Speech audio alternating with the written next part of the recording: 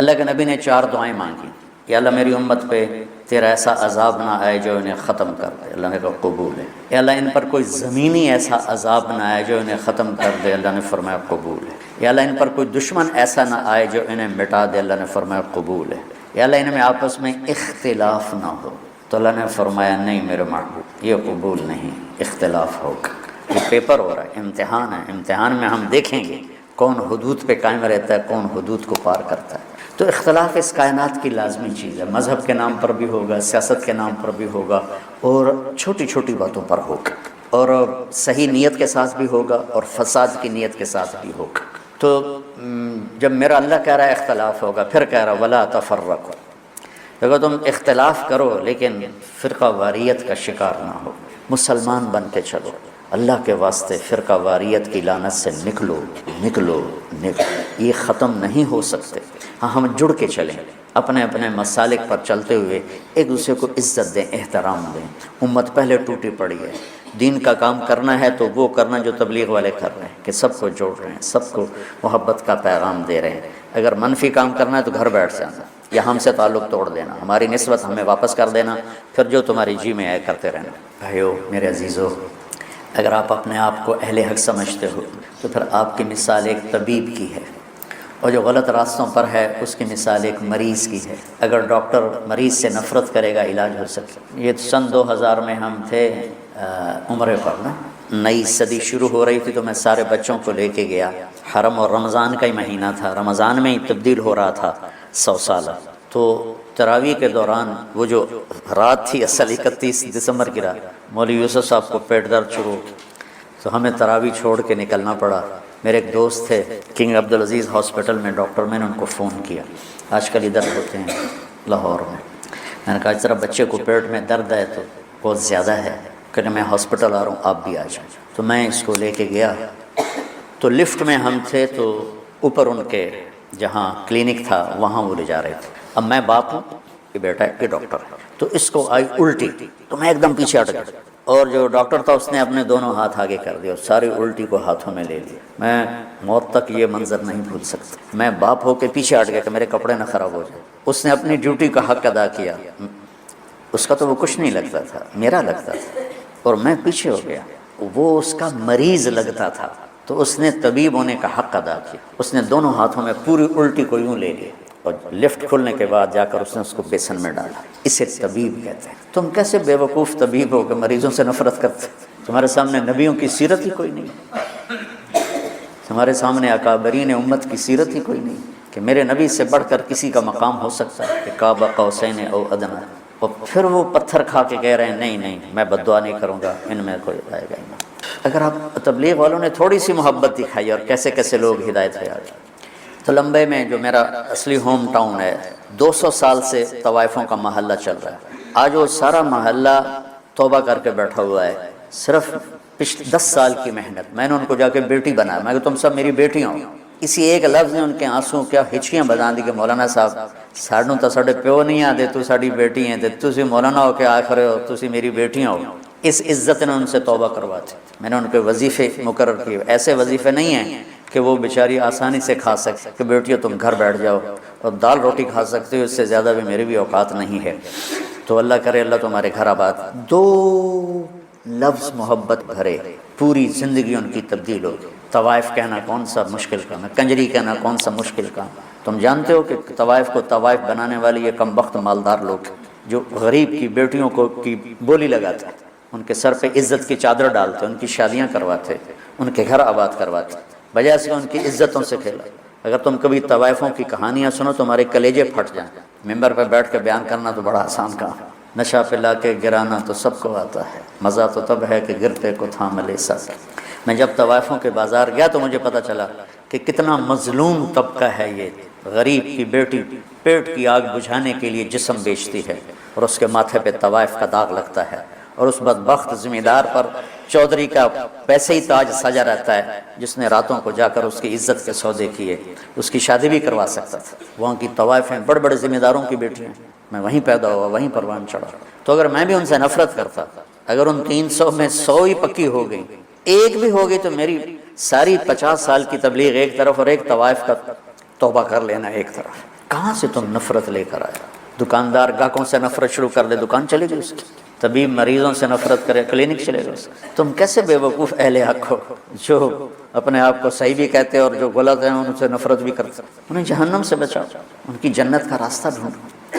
جنید جمشید رحمۃ اللہ علیہ ایک دفعہ مجھ سے کہنے لگے، مولانا اگر ایک دفعہ بھی تم مجھے کہتے نا کہ گانا بجانا حرام ہے، تم حرام کھاتے ہو، تو زندگی بھر میں تیرے قریب کبھی نہ تھا. تم نے کبھی مجھے احساس ہی نہ دلایا، اور اتنی محبت تھی کہ میں خود ہی سب کو چھوڑ دوں. واعتصموا بحبل اللہ جميعا. اس امت میں اختلاف رہے گا، سیاسی بھی، مذہبی، قومی بھی، لسانی بھی، پیشہ ورانہ بھی. اس کی باؤنڈری اس کے اندر رہو، اس کے اندر رہو. میں اکابر دیوبند کی تحقیق پر مطمئن ہوں، لیکن میں باقیوں سے نفرت نہیں کرتا. جو اہل السنت والجماعت کی تعبیر انہوں نے کی ہے میں اس پہ مطمئن ہوں. ہاں جزویات میں ہر ایک کا اختلاف ہوتا ہے. کوئی تقلید جا، میں اندھا مقلد نہیں ہوں. اندھا مقلد ہونا کوئی صفت نہیں ہے، عیب ہے. لیکن میں ان کی تعبیرات اور تشریحات کو اہل سنت والجماعت کی تعبیر سمجھتا ہوں. اس کے علاوہ جو ہیں ان سے میں اختلاف کرتا ہوں، نفرت نہیں کرتا. میرے منصب کا تقاضا ہے، جہاں مجھے اللہ نے بٹھایا ہے، کہ میں کسی سے چور ڈاکو بدماش سے بھی نفرت. مجھے اس کے عمل سے نفرت ہے، اس کی ذات سے نہیں. مجھے اس کے غلط عقائد سے نفرت ہے، اس کی ذات سے نہیں. تو محبت تو دو. ہماری جماعت گئی چونیاں تو لوگوں نے کہا چودھری حاکم بندہ بنے تو تاں تبلیغی جماعت نو منی ہے. چودھری حاکم وہاں کا بڑا جاگیردار تھا، قاتل، ڈکیٹ، رسہ گیر، قبضہ مافیا، جو برائی لکھنا چاہو سب اس کے کھاتے میں لکھی ہوئی تھی. تو ہماری جماعت گئی اس کو ملنے. میں تو نہیں گیا، 2 ساتھی گئے. اس کو اٹھا کے لے آئے مسجد. یہ ہے کوئی 93-94 کی بات. کوئی 6.25 فٹ اس کا قد، اتنا بڑا اس کا چہرہ، اور پنجاب والی دھوتی اس نے پہنی ہوئی، چادر ایڈیاں ٹباں کڑی ہوئی، لمبا چولا چوڑا والا. اور میں سامنے چڑی جا دیا ابو بہ گئے. اس کی اتنی ہیبت تھی، بڑی بڑی مونچھیں. اب میں کہا یار ایڈی وڈی بلا نال میں کی گل کر. مجھے یاد نہیں میں نے کیا بات کی، لیکن میں نے کوئی پیار محبت کی بات کی تھی، یاد ہے مجھے یاد. تو یقین مانو بچوں، میرے بچے بیٹھے، میری اولاد بیٹھے، 10 منٹ نہیں گزرے وہ مجھ سے کہنے لگا مولوی جی ایک گل دسو. پوچھو.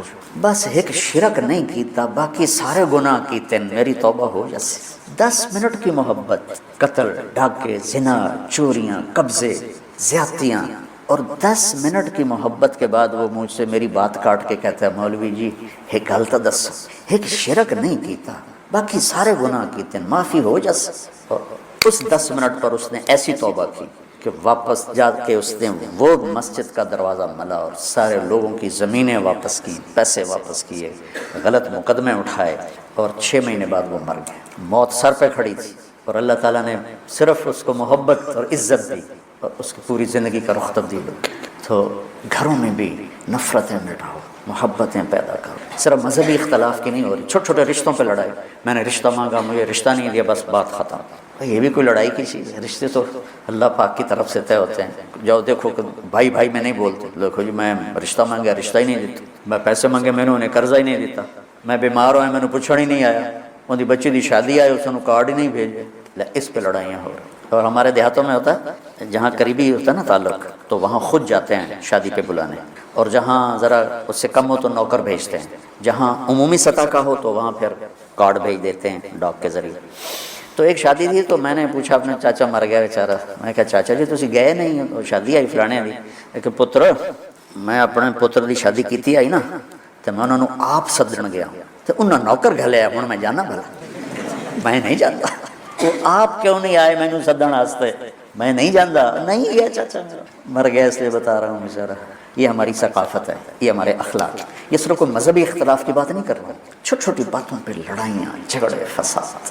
بچوں امت بنو اللہ کے واسطے. ایک دفعہ شیطان آیا ہمارے نبی سے ملنے، تو آپ نے اس سے پوچھا تیرے دشمن کتنے؟ کہنے لگا 15. آپ نے فرمایا کون کون ہے؟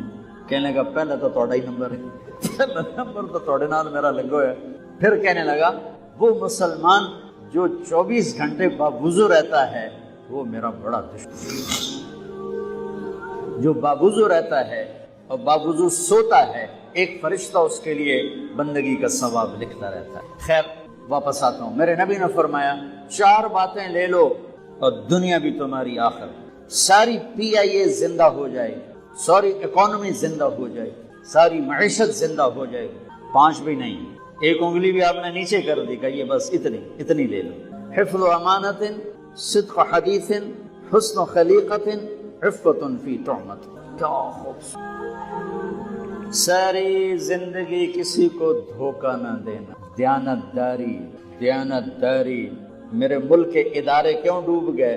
دیانت نکلی, کھوٹ آ گئی, دھوکہ آ گیا. میرے نبی نے کہا حفظ امانت, کبھی امانت میں خیانت نہ کرنا. صدق حدیث, کبھی جھوٹ نہ بولنا, ہمیشہ سچ بولنا. میرے نبی نے فرمایا میرا امتی ہر گناہ کر سکتا ہے, 2 نہیں کر سکتا, ایک جھوٹ کبھی نہیں بولے گا, ایک دھوکہ کبھی نہیں. میرے نبی کی 2 صفتیں ہائی لائٹ ہوئی, صادق اور بولو کیا ہیں؟ کوئی اور بھی تو ہو سکتی تھی جس سے مشہور کیا. کعبہ قوسین بھی تو ہے, اور ادنا بھی تو ہے, واللیل بھی تو ہے سیاہ زلفوں والا, والضحیٰ بھی تو ہے روشن چہرے والا. کس سے مشہور کیا؟ صادق امین. اگر آپ مجھ سے سوال کرو, میں ممبر رسول پہ بیٹھا ہوں کہ مولانا صاحب سارے دین کو 2 لفظوں میں بتاؤ, ساری شریعت کو, تو میرے پاس 2 لفظ ہیں, سچائی اور امانت داری. آپ مجھ سے سوال کرو مولانا صاحب ساری دنیا کے کفر کو بتاؤ, تو میرے پاس 2 لفظ ہیں, جھوٹ اور دھوکے باز. جھوٹ اور خیانت, پوری دنیا کا کفر ان کے اندر چھپا ہوا ہے. سچائی اور دیانتداری, پوری دنیا کا اسلام اس کے اندر چھپا ہوا ہے. دیانت اور سچائی یہ بیج کی طرح ہے, اور پورا اسلام پھر باغ بن کے پھلتا پھولتا ہے. جھوٹ اور دھوکہ یہ بھی بیج کی طرح ہے, پھر اس سے کفر کا جنگل کانٹوں بھرا جنم لیتا ہے. میرے معاشرے سے جھوٹ نکل جائے, دھوکہ نکل جائے. یہ پاکستان جنت کا ٹکڑا ہے. پھر یہ حکومت کے بس کا نہیں ہے کہ وہ سب کو سچ بلوائے, یہ مجھے کرنا ہے, میں نے اور آپ نے اس کو شروع کرنا ہے. حضرت جریر بن عبداللہ, یہ یمن کے شہزادے تھے, آخری حج پہ مسلمان ہوئے. اپنے نوکر سے فرمایا گھوڑا خرید کے لا, میں پیسے یہاں پیمنٹ کروں گا. وہ منڈی میں گیا, 300 روپے کا گھوڑا لے کر آیا. جب انہوں نے گھوڑوں کو دیکھا تو وہ قیمتی تھا, مالک کو پتہ نہیں تھا, اور یہ گھوڑوں کی نسل کے پہچاننے والے. اس سے کہنے لگے تیرے گھوڑے کے 400 کر دوں. بڑا حیران ہو کے دیکھنے لگا, آپ تو مجھے چیز خریدنی ہے تو میں گھٹاتا ہوں, اور اجمل نے بیچنی ہے تو یہ اس کی قیمت بڑھاتا ہے, اور یہاں خریدار کہہ رہا ہے 400 کر دوں. کہنے لگے 500 کر دوں. کر دو. 600 کر دوں. وہ تھوڑا گھبرانے لگا, بھائی یہ چکر کی ہے. 700 کر دوں, 800 کر دوں. وہ کہنے لگا حضور تسی لینا تو لگو, پر میرا مزاق تھا نا, تسی کدی لین والے بھی پیسے بتائے, تھی میں 300 دے میں جاواں. کہنے لگے اس کو 800 دے دو اور گھوڑا باندھ دو. وہ حیران خوشی سے چھلانگے مارتا ہوا گیا. تو جب وہ چلا گیا تو نوکر نے پوچھا میں جب 300 میں سودا کر کے آیا تھا تو 500 کس خوشی میں بڑھائے؟ فرمایا میرے بھائی اس کے گھوڑے کی قیمت 800 تھی, 300 نہیں تھی, اور میں نے نبی کے ہاتھوں میں ہاتھ دے کے یہ وعدہ کیا تھا زندگی بھر کسی کو دھوکہ نہیں دیا, سب کی خیر خواہشاں. تو بھائیو میرے اداروں میں کس ٹیلنٹ کی کمی نہیں, صلاحیتوں کی کمی نہیں, دیانت کی کمی, قوت عمل کی کمی نہیں. اللہ نے سارے نبیوں میں سب سے اعلیٰ, سب سے افضل, سب سے برتر, سب سے خوبصورت جناب رسول اللہ صلی اللہ تعالی علیہ وسلم کی ہستی کو پیدا فرمایا, اور سارے عالم کے انسانوں کے لیے نبی کا اعلان فرمایا کہ قل یا ایھا الناس انی رسول اللہ الیکم جمیعا, اب میں تم ساری دنیا کا رسول بن کے آیا ہوں. آپ کا ظاہر بھی اتنا خوبصورت اور آپ کی زندگی بھی خوبصورت. میں آپ کو اللہ کے نبی کا حلیہ بتاتا. آپ تشریف لے جا رہے ہیں مکہ چھوڑ کے مدینہ, راستے میں بھوک لگی, رابغ ایک خیمہ دیکھا, وہاں ایک بوڑھی عورت بیٹھی. آپ نے ان سے کہا ماں جی کچھ کھانے کو ملے گا, پیسے دیں گے؟ اس نے کہا بیٹا بارش نہیں ہوئی, کچھ بھی نہیں ہے, قحط ہے, کھانے کو بھی نہیں ہے, پینے کو بھی نہیں ہے. تو ایک بکری کھڑی تھی بالکل کمزور, اس کے جسم پر صرف کھال تھی. آپ نے کہا اس بکری کا دودھ نکال لوں؟ وہ کہنے لگی دیکھ تو رہے ہو اس کے جسم پر تو سوائے کھال کر ہے کچھ نہیں, کہاں سے نکالو گے؟ آپ مجھے اجازت دو. اب چونکہ ایک عجیب سا واقعہ ہو رہا ہے کہ ایک ایسی بکری سے دودھ نکالنے کی بات ہو رہی ہے جو چل بھی نہیں سکتی, تو بڑی آپ کو اسے غور سے دیکھنے لگی کہ یہ کون ہے جو اس مری ہوئی بکری سے دودھ نکالنا چاہتا. غور سے دیکھ تو آپ آنکھوں میں سما گئے. پھر اس نے اس کو بیان کی. آپ نے اس بکری کے تھنوں کو پکڑا تو لٹک کے نیچے آ گئے, دودھ سے بھر گئے. تو اپنے بڑے برتن میں اپنے تینوں ساتھیوں کو پلایا، پھر دوبارہ دودھ نکال کے برتن پورا بھر کے اس بڑھیا کو دے اور آپ چلے۔ شام کو اس کا خامد آیا، ابو معبد نے کہا ام معبد یہ دودھ کہاں سے؟ کہا اس بکری کی۔ کہا پاگل ہے، یہ تو چل نہیں سکتی، اس کا دودھ کہاں سے آ گیا؟ کہا ایک نوجوان آیا تھا، اس کے ہاتھوں میں کوئی تاثیر تھی، جادو تھا جس سے یہ دودھ نکلا ہے۔ وہ کہنے لگا ان عتیلی، بتاؤ وہ کیسا تھا؟ شاید آپ نے کبھی سنا نہ ہو اپنے نبی کا حلیہ، میں بتانا چاہتا ہوں ہمارے نبی کیسے تھے۔ رأيت رجلا ظاهر الوضاء أبلج الوجه حسن الخلق لم تعبه ثجلة ولم تجري به سعلة وصيم قصيم في عينيه دعج في أشفاره وطف في صوته سحل في لحيته كثافة في عنقه ستع أكحل أحور أزج أقرن إن صمت فعليه الوقار وإن تكلم فسماه وعلاه البهاء أجمله وأبهاه من بعيد وأحسنه وأحلاه من قريب كأن منطقه خرزات نذب يتحدرن فصل لا هزر ولا نزر سبحان الله لم تقتحم عين من قصر ولا تشنه من طول ربعة انظر الثلاثة غصن بين غصنين۔ کیا اماں الفاظ بول گئی، آج تک عالم تھک گئے ترجمہ کرتے ہوئے، کہنے لگی میں تمہیں کیا بتاؤں، میں نے ایک شخص دیکھا، مجھے لگا جیسے 14ویں کا چاند ہی کپڑے پہن کے زمین پہ آ گیا۔ ظاہر الوضاء ابلج الوجه، چمکتا چہرہ۔ میں پورا آپ کو ایک اور حدیث بھی ساتھ جمع کر لیتا۔ عظیم الہامہ، خوبصورت سر، شدید سواد الشعر، سیاہ کالے بال۔ عظیم الہامہ، سر خوبصورت گولائی میں، واسع الجبین، کھلا ماتھا، ازہر اللون، کلیوں جیسا خوبصورت رنگ چمکتا ہوا۔ پھول میں چمک تھوڑی ہو جاتی، کلی میں زیادہ ہوتی، کلیوں جیسا رنگ چمکتا ہوا۔ ازج الحواجب، یہ بڑے خوبصورت، آج کل کیسے یہ پر پینسلیں لگا کے بیچاریاں یہاں تک لے جاتی ہیں، اور پھر پینسل کا رنگ اتر جاتا ہے، پھر اندر سے وہ غریب نظر آنے لگتا ہے۔ تو میرے نبی کی اللہ نے ایسے خود بنا دی، ایسے پورے چلتی ہوئی یہاں تک آتی تھی۔ من غیر قرن، یہاں بال نہیں، یہ جگہ خالی تھی۔ جن کے ہوتے ہیں وہ بیچاری یہاں سے نکال ہائے بھی کرتے ہیں اور نکالتے بھی۔ من غیر قرن، یہاں بال نہیں۔ بینہما عرق یدرہ الغضب، یہاں ایک وین تھی، وین جب آپ کو غصہ آتا تھا تو آپ غصے کو برداشت کرتے تھے، نکالتے نہیں تھے، برداشت کرتے، تو وہ یہاں ایسے حرکت کرنا شروع کر دیتی تھی، تو اس سے پتہ چلتا تھا کہ اللہ کے نبی غصے میں بیٹھے ہوئے۔ فی عینیہ دعج، آنکھ بڑی خوبصورت، موٹی، سیاہ، اشکل، لمبی، اہدب، یہ بال بڑے لمبے، اکحل، بغیر سرمے کے سرمہ لگا ہوا، انجل، ابرج، اہدب، احوج، ادعج، اکحل، یہ سب نام میرے نبی کی آنکھوں کے ہیں کہ اللہ نے ایسی خوبصورت آنکھ کائنات میں اور کسی کو۔ حسین آنکھ تھی، اس میں باریک سرخ دھاریاں تھی، اور سیاہی سیاہ تھی، سفید تھی۔ جب آپ آنکھ اٹھا کے کسی کو دیکھتے تھے، کوئی آپ کی آنکھوں میں آنکھیں نہیں ڈال سکتا، سب ایسے ہو جائے۔ اس لیے میرے نبی یوں نہیں دیکھتے تو ایسے دیکھتے۔ جل نظرہ الملاحظہ، ایسے جب کبھی آنکھ اٹھتی تھی پھر سب آپ کے جاتے تھے، کوئی آپ کے چہرے پہ نظر نہیں ڈال سکتا۔ فی اشفارہ وطف، خوبصورت بال، اخن العرنین، ناک تھوڑا سا یہاں سے اٹھا ہوا، یہاں سے باریک، لہو نور یعلوہ، یہاں نور نظر آتا تھا، سے چمکتا ہوا۔ ضلیع الفم، ہونٹ بڑے خوبصورت، کھلے ہوئے اور چوڑے منہ کے ساتھ۔ اشنب براق الثنایا مفلج الاسنان، دانت ایسے گولائی میں خوبصورت چمکتے ہوئے، جب کبھی آپ مسکراتے آپ کے دانتوں کا نور دیواروں پہ پڑتا ہوا نظر آیا کرتا تھا۔ ایسے حسین دانت تھے ہمارے نبی کہ دانتوں سے نور نکل کے دیواروں پہ پڑتا ہوا نظر آتا تھا۔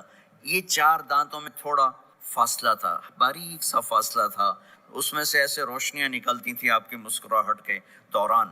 سہل الخدین، یہ گال آپ کے نہ ایسے نیچے کہ کمزور ہوں، نہ ایسے ابھرے ہوئے کہ برے نظر آئیں۔ کث اللحیہ، داڑھی بڑی خوبصورت گھنی، نیم گھنگریالے، اور داڑھی میں سر میں 14 سفید بال تھے، اور ایک روایت میں 20 سفید بال تھے۔ اور کأن عنقہ جید دمیہ، اور آپ کی یہ گردن مبارک سراہی کی طرح لمبی اور خوبصورت گولائی میں، جیسے کسی نے گھڑ کے آپ کی گردن کو بنایا ہوا۔ اور آواز میں جادو، فی صوتہ سحل، آواز میں جادو، آواز میں کشش، آواز میں گرفت۔ طفیل بن عامر ایک بڑے عرب سردار ہیں، وہ مکے میں آئے، لوگوں نے کہا ایک جادوگر ہے جس کو سناتا ہے اس کا ہو جاتا ہے، تم اس کی نہ سننا۔ انہیں ڈر کے اپنے کان میں روئی ڈال لی کہ میں سن۔ طواف کر رہے تھے، آپ پہ نظر پڑی، آپ نماز پڑھ رہے تھے ایک طرف کھڑے ہو کر، تو نظر پڑی تو کھچ گیا دل، تو کہنے لگے من ہوا، یہ کون ہے؟ تو مکے والوں نے کہا ہوا یہ وہی جادوگر ہے، وہی جادوگر ہے۔ تو طفیل کہنے لگے میری جی میں آیا، تو اتنا بڑا سمجھدار آدمی ہے، یہ اتنا خوبصورت انسان میرے خیال میں جادوگر نہیں ہو سکتا، میں اس کی سنتا ہوں، اگر اچھی بات ہوگی تو لے لوں گا، غلط ہوگی چھوڑ دوں گا۔ تو طواف پورا کر کے آپ کے پاس آ کے بیٹھ گیا، آپ نے سلام پھیرا، تو فیل کہنے لگا ما تقول یا محمد، کیا کہتے ہو محمد، کچھ سناؤ۔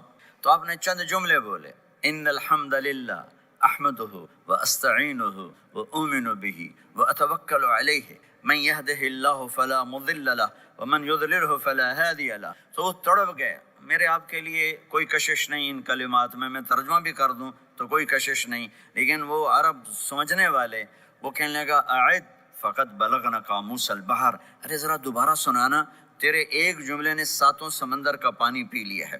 تو آپ نے دوبارہ سنایا، ان الحمد للہ احمدہ واستعینہ واؤمن بہ واتوکل علیہ من یہدہ اللہ فلا مضل لہ ومن یضلل فلا ہادی لہ۔ تو کہنے لگا مجھے کلمہ پڑھا دے، مجھے کلمہ پڑھا دے۔ آواز میں ایک کشش تھی، جو سنتا تھا وہ کھچ جاتا تھا، خوبصورت آواز۔ بعید ما بین المنکبین، چوڑی چھاتی، کھلی چھاتی، عریض الصدر، چوڑا سینہ، سواء البطن والصدر، سینہ اور پیٹ برابر۔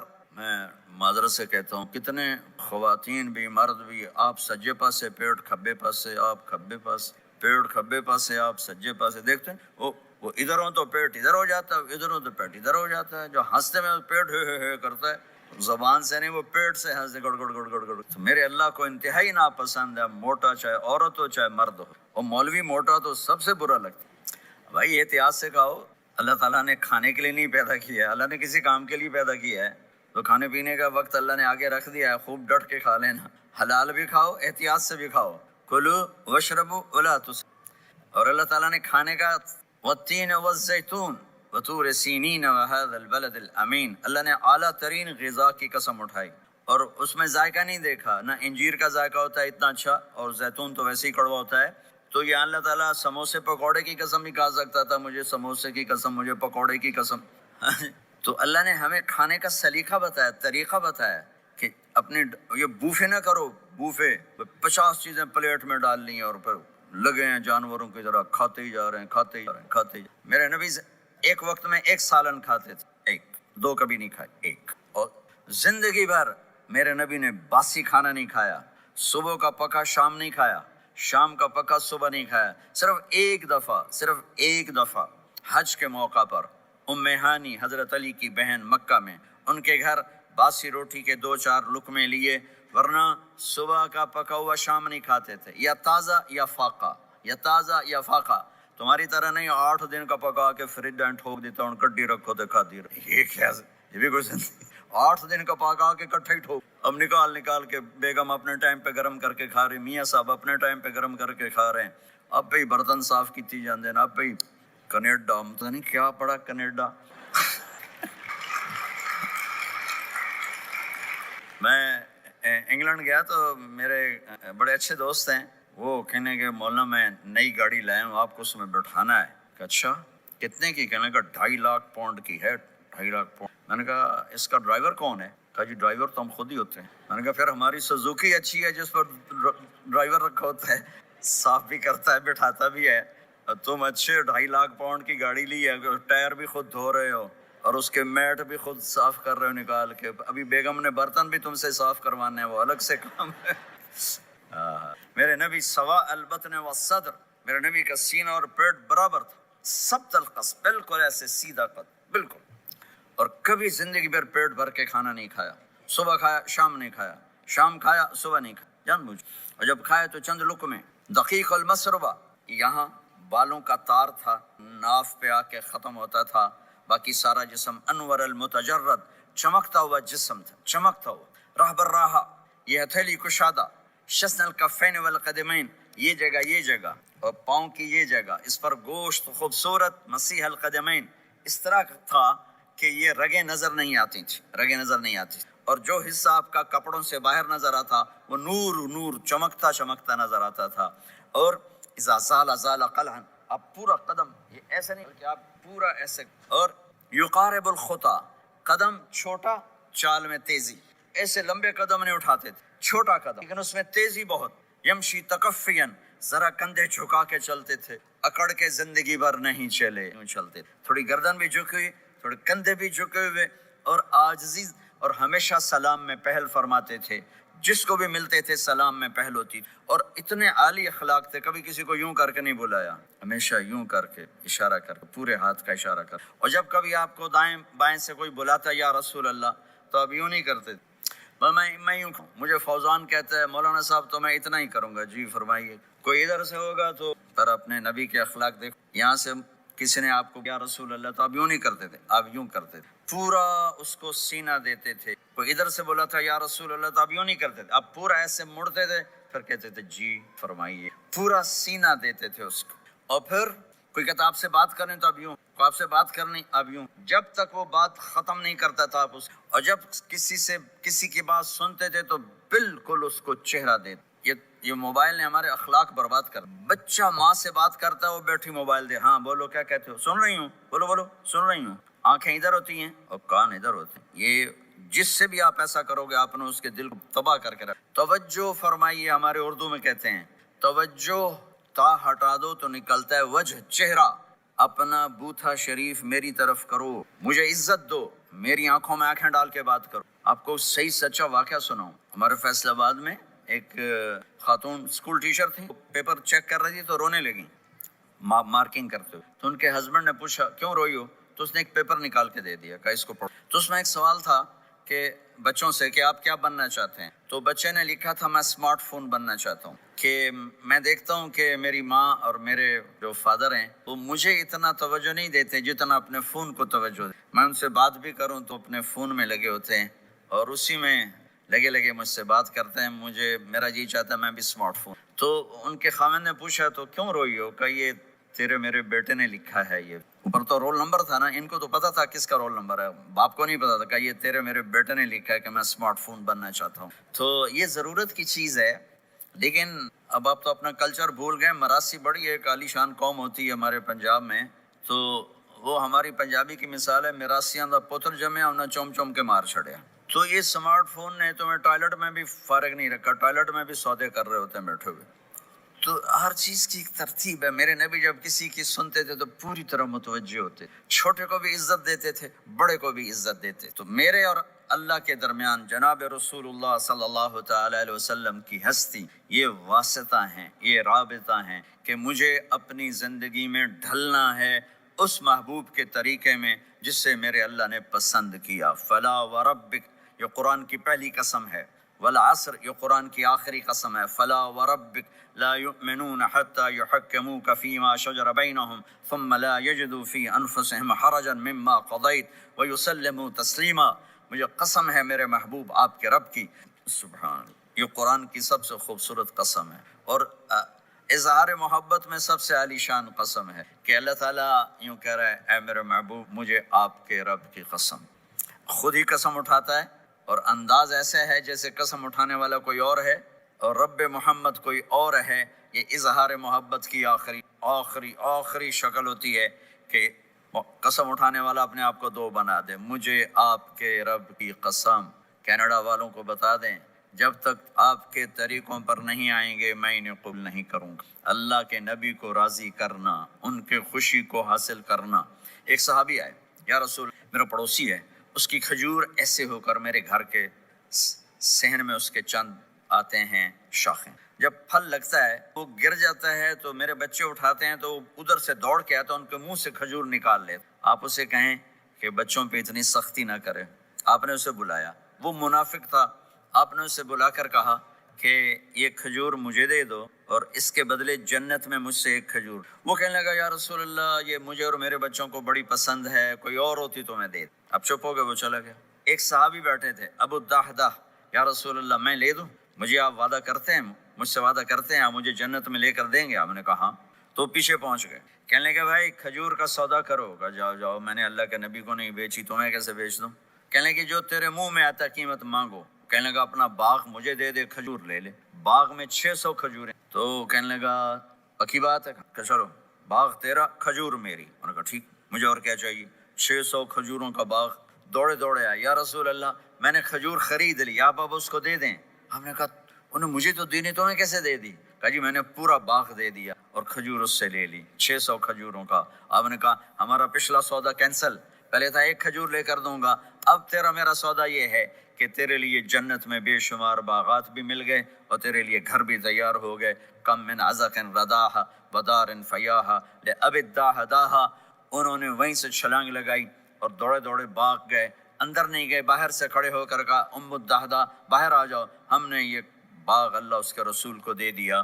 یہ میرے عزیزو جہاں بھی رہو محمد مصطفیٰ صلی اللہ علیہ وسلم کی مبارک اور پاکیزہ زندگی کو اپنا ساتھی بنا لو, تو یہ جہان بھی آپ کا ہے, وہ جہان بھی آپ کا ہے. کوئی مشکل زندگی نہیں ہے, چند فرائض ہیں. 5 وقت کی نماز ہے, کیا زور لگتا, کتنی دیر لگتی 5 وقت نماز میں, کتنی دیر لگتی. اور مسافر ہو تو آدھی ہو جاتی. روزہ سال کے بعد آتا ہے, آپ کے تو روزے ٹھنڈے ہوتے ہیں, چلو لمبے ہوتے ہیں لیکن ٹھنڈے ہوتے ہیں. ہمارے روزے تو بڑے گرم ہوتے ہیں, وہ بھی سال کے بعد ہے.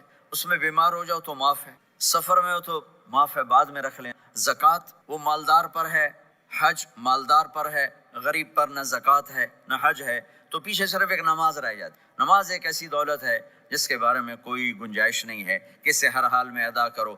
اگر اس میں کوئی گنجائش ہوتی تو مجھے میدان کربلا میں میرے نبی کے نواسے کی جب گردن اڑائی جا رہی تھی اور نماز کا ٹائم ہوا ہے تو آپ نے کوفے والوں سے کہا تھوڑی دیر رک جاؤ, مجھے نماز پڑھنے دو. تو انہوں نے کہا ہم نماز پڑھنے کے لیے جنگ نہیں روکیں گے. تو آپ نے فرمایا پھر ہم نماز نہیں چھوڑیں گے. آپ نے آدھوں کو لڑائی پہ لگا دیا اور آدھوں کے ساتھ مل کر آپ نے نماز ادا فرمائی. پھر ان کو لڑائی پہ لگا دیا اور پہلوں کو کہا نماز پڑھنے کو, اور عصر سے پہلے سب کے سر کٹ کے نیزوں پہ چڑھ گئے. تو ایک نماز ایسی چیز ہے, بہت بڑا مجمع اہل ایمان کو, نوجوان بھی ہیں, بچے بھی ہیں, بچیاں بھی ہیں, خواتین بھی ہیں, حضرات بھی ہیں. میرے نبی کی زندگی میں نماز, میرے نبی جب دنیا میں تشریف لائے اور لیڈی ڈاکٹر ہی کہہ لو, دائی شفا بنت اسد, انہوں نے آپ کو ماں کے پہلو میں لٹایا تو آپ نے ایک دم ایسے کروٹ بدلی اور لمبا سجدہ کیا. پھر اس کے بعد سر اٹھا کے یوں اور اس ہاتھ کا سہارا لے کر اس ہاتھ کو اٹھایا اور ایسے انگلی کو کیا تو ایک پورے عالم میں نور ہی نور پھیل گیا اور آپ گرے. اور پھر اس بچہ جیسے ہوتا ہے ویسے آتے ہی اعلان کیا کہ میں سجدے لے کر آ رہا ہوں. اور جب آپ دنیا سے جا رہے تو آپ نے کہا نماز نماز نماز نماز نماز نہ چھوڑنا. عبادات میں ایک نماز ایسی ہے جس میں گنجائش نہیں. اور اس کے بعد دوسری زندگی میں چند چیزیں ہیں, چند چیز, ان سب کا خلاصہ کروں تو 4 چیزیں, سب کا خلاصہ کروں تو 4 باتیں. وہ بھی حدیث پاک میں میرے نبی نے فرمایا اربع من کن فیہ ما ضرہ ما فاتہ من الدنیا. 4 باتیں لے لیں اس سارے حال کے حاضرین حاضرات سامعین سامعات, تو میرے نبی فرماتے ہیں اس کو سب کچھ مل گیا, سب کچھ مل گیا. 4 باتیں سب کچھ مل, صدق حدیث, حفظ امانت, حسن خلیقت, عفت فی طعمت. 4 باتیں, سچ بولے جھوٹ نہ بولے, سچ بولے جھوٹ نہ بولے, دیانتداری سے کام کرے دھوکہ نہ دے, اخلاق اچھے ہوں بد اخلاق نہ ہو, رزق حلال ہو حرام نہ ہو. 4 باتیں جو کر لے گا وہ پورا دین اس کے ہاتھ میں آ جائے گا. عبادات کے بعد نماز فرائض, تو ایک سچائی ہو, ایک دیانتداری ہو, ایک اخلاق اچھے ہوں اور ایک رزق حلال ہو, تو ہر چیز آپ کے تابع اللہ تعالیٰ کر دے گا. یہ پورے کا پورا دین ہے جو میرے نبی لے کر دنیا میں تشریف لائے. یہاں کے ماحول میں دوڑ لگی ہوئی ہے اور ایک دوسرے کو خیال کرنا یا اس کے لیے وقت نکالنا, خاص طور پر جہاں والدین پوری دنیا میں ہی پریشان ہیں لیکن ان ملکوں میں زیادہ پریشان ہیں کہ پتہ نہیں سسٹم ایسا ہے یا قدر کوئی نہیں ہے. لیکن میرے نبی نے فرمایا تھا کاش میری ماں زندہ ہو, تم لوگ دیکھتے میں کیا کرتا. میں عشاء کی نماز کے مصلی پہ کھڑا ہوتا, سورۃ فاتحہ پڑھ رہا ہوتا اور ادھر سے میری ماں مجھے پکارتی محمد, تو میں ماں کے لیے نماز توڑ. ایک صحابی کا پیغام آیا ان کی بیگم کا کہ وہ مر رہے ہیں لیکن کلمہ نہیں پڑھا جا رہا. تو آپ تیزی سے اس کے گھر گئے, دیکھا تو وہ بول رہے ہیں. ہم نے کہا کلمہ پڑھو, کہا یہ نہیں پڑھا جاتا. ویسے بول رہے ہیں نہیں پڑھا جاتا. آپ نے پوچھا اس کے والدین میں کون زندہ ہے, کہا جی ماں زندہ ہے. آپ نے کہا بلاؤ, کی ماں آ گئی. آپ نے کہا تم اس سے ناراض ہو؟ کہا جی ناراض ہوں۔ کیا ناراضگی ہے؟ کہ یا رسول اللہ بدتمیزی سے بولتا تھا، بس اور کوئی ناراضگی۔ بہت نیک بچہ ہے، تہجد بھی پڑھتا ہے، روزے بھی رکھتا ہے، قرآن بھی پڑھتا ہے، مجھ سے بولتا ہے تو سخت ہو بولتا ہے، ریش ہو کے۔ تو آپ نے کہا معاف کرتے ہو؟ کہا نہیں میں نہیں معاف کرتا۔ تو آپ نے فرمایا میں اسے آگ لگا دوں پھر سفارش کرو گی؟ کہا ہاں ہاں پھر تو کروں گی۔ کہا اگر تو نے معاف نہ کیا تو اللہ اسے جہنم میں ڈال دے۔ انہوں نے کہا نہیں میں معاف کرتی ہوں۔ جب ماں نے کہا میں معاف کرتی ہوں، آپ نے کہا کلمہ پڑھو، تو اس نے کہا لا الہ الا اللہ، اور اس کی جان نکل گئی۔ پھر آپ نے ان کا جنازہ پڑھایا، فرمایا کہ جس نے ماں باپ کو دکھ دیا اس پہ اللہ کی لعنت، اس پہ زمین آسمان کی لعنت، ان کی نہ نماز قبول ہے، نہ روزہ قبول، نہ صدقہ قبول۔ تو مجھے آپ اکثر نوجوان نظر آ رہے ہیں، آپ فیملیز والے ہیں، اپنے ماں باپ کو عزت دیں، اپنے ماں باپ کے پاؤں دھو کر پئیں، ان کی دعا لے لیں، وہ دعا آپ کو کہاں سے کہاں پہنچا دے گی۔ ماں باپ کی دعائیں وہ کام کرتی ہیں جو نہ امریکن ڈالر کرتا ہے، نہ کینیڈین ڈالر کرتا ہے، نہ برٹش پاؤنڈ کرتا ہے، نہ پاکستانی ہندوستانی روپیہ کرتا ہے۔ ماں باپ کی دعاؤں سے ساتوں آسمان کے دروازے کھل جاتے ہیں، زمین آسمان کی برکتیں سمٹ کر ان لوگوں کے پاؤں میں آتی ہیں جو اپنے ماں باپ کی دعا لیتے ہیں۔ ایک دفعہ موسیٰ علیہ السلام نے کہا یا اللہ میرا جنت کا ساتھی کون؟ تو اللہ تعالیٰ نے فرمایا کہ جو فلاں آدمی گوشت بیچنے والا، اس کو ہم قصاب کریں، قصائی، یہ کوئی اتنا بڑا معزز پیشہ نہیں ہوتا۔ تو موسیٰ علیہ السلام بڑے حیران ہوئے کہ میرا ساتھی گوشت بیچنے والا، تو اس کو دیکھنے چلے گئے۔ دیکھا تو ایک عام آدمی جیسے گوشت بیچ رہا ہے، ایسے ہی سارے بازار میں بیٹھا ہوا، دوسرے بھی بیٹھے ہوئے۔ جب شام ہوئی اس نے تھیلے میں گوشت کا ٹکڑا ڈالا اور گھر گیا، تو موسیٰ علیہ السلام بھی ساتھ گئے۔ تو اس نے جا کر گوشت کو کاٹ کے ہانڈی میں چڑھایا، آٹا گوندنے لگا، آٹے کو رکھ دیا، پھر سالن تیار کیا، پھر روٹی تیار کی۔ ایک عورت بوڑھی یوں کر کے چارپائی پہ لیٹی ہوئی تھی، اس کو ہلایا جلایا، ماں جی اٹھ کے بیٹھ گئی۔ تو اس کو ہاتھ کا سہارا دے کے کھانا اپنے ہاتھوں سے کھلاتا رہا۔ جب اس نے کہا بس، تو اس نے اس کا منہ صاف کیا، کلی کرائی۔ جب وہ لیٹنے لگی تو کچھ بولی، تو موسیٰ علیہ السلام دور کھڑے تھے، سمجھے نہیں کہ یہ کیا بول۔ تو موسیٰ علیہ السلام نے پوچھا یہ کیا کہہ رہی تھی؟ وہ کہنے لگا حضور کیا بتاؤں کیا کہہ رہی تھی، جب بھی اس کی خدمت کرتا ہوں تو یہ مجھے دعا دیتی ہے کہ اللہ تجھے جنت میں موسیٰ کا ساتھی بنائے۔ تو میں تو غریب کسائی ہوں، موسیٰ تو بہت بڑا نبی ہے۔ تو موسیٰ علیہ السلام نے فرمایا تیری ماں نے تیرا کام کر دی، تیری ماں نے تیرا کام کر دیا ہے۔ میرے عزیزو، ممکن ہے ماں باپ کی خدمت کرنا، دعا لینا تمہیں یہاں مشکل نظر آئے، لیکن اللہ کی قسم اسی میں آپ کی دنیا چھپی ہوئی ہے، اسی میں آپ کی آخرت چھپی ہوئی۔ اپنے ماں باپ کی دعا لو، اپنے ماں باپ کی دعا لو، ماں باپ کی دعا لو۔ دوسرا رشتہ ہے یہاں خاوند اور بیوی کا۔ پورے ویسٹ میں طلاقیں بہت زیادہ ہو گئی ہیں، بہت زیادہ طلاق کی ریشو بڑھ گئی ہے۔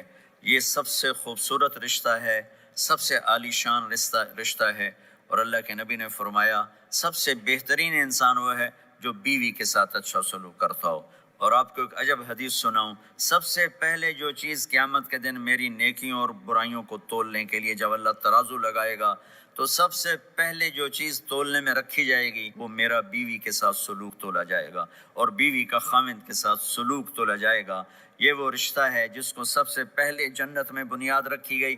اللہ نے آدم اور حوا کا نکاح پڑھا کر انہیں خاوند اور بیوی کے رشتے میں جوڑا، اور یہی رشتہ جنت میں جا کے آخر میں بھی یہی رشتہ ہے، وہ خاوند اور بیوی کا رشتہ ہے۔ میرے نبی نے 11 شادیاں کی، اللہ کی قسم صرف ہمیں زندگی سمجھانے کے لیے کی کہ گھر میں زندگی کیسے گزاری جاتی ہے۔ نماز کے لیے ایک لوٹا پانی چاہیے، 10 منٹ چاہیے، لیکن گھر میں اچھے اخلاق کے لیے بہت بڑا ظرف چاہیے۔ بیوی کے اخلاق ہوں خاوند کے لیے، خاوند کے اخلاق ہوں بیوی کے لیے۔ یہ اتنا خوبصورت رشتہ ہے، اتنا بنیادی رشتہ ہے کہ تمام رشتے اس کے سامنے چھوٹے پڑ جاتے ہیں۔ ہمارا عام طور پہ جوائنٹ فیملی سسٹم ہے، ہم اپنے اس رشتے کو بچائیں باقی رشتوں کی زیادتی سے۔ والدین سختی کریں تو اپنی بیوی کو بچاؤ، بیوی سختی کرے تو اپنے والدین کو بچاؤ، بیچ میں تم ایک ترازو کا کام کرو۔ ہم اپنے گھر کو خوبصورت بنانا چاہتے ہیں تو جو ڈالر سے نہیں خوبصورت ہوگا، یہ آپ کے اخلاق سے خوبصورت ہوگا۔ ایک میٹھا بول وہ بیوی کے دل کو خرید لیتا ہے، ایک میٹھا بول وہ خاوند کے دل کو خرید لیتا ہے۔ ایسی اولاد کے ساتھ بھی وہ شدت اور سختی نہ ہو، بلکہ نرمی کا معاملہ ہو، پیار محبت کا معاملہ ہو۔ میرے نبی نے حسن حسین کے ساتھ 7 سال گزارے، آپ نے ایک نصیحت نہیں کی، ان کے ساتھ کھیلتے تھے، ان کو ٹائم دیتے تھے، اس طرح صفات منتقل ہوتی چلی گئیں۔ یہ چند چیزیں ہیں، ان کو کرتے کرتے دنیا سے چلے گئے تو دنیا بھی آپ کی ہے اور آخرت بھی آپ کی۔ اور میں اپنی بات ختم کرنے سے پہلے اگر کسی سے لڑے ہوئے ہو تو صلح کر لینا اٹھ، اگر کسی سے بات چیت بند ہے تو صلح کر لینا۔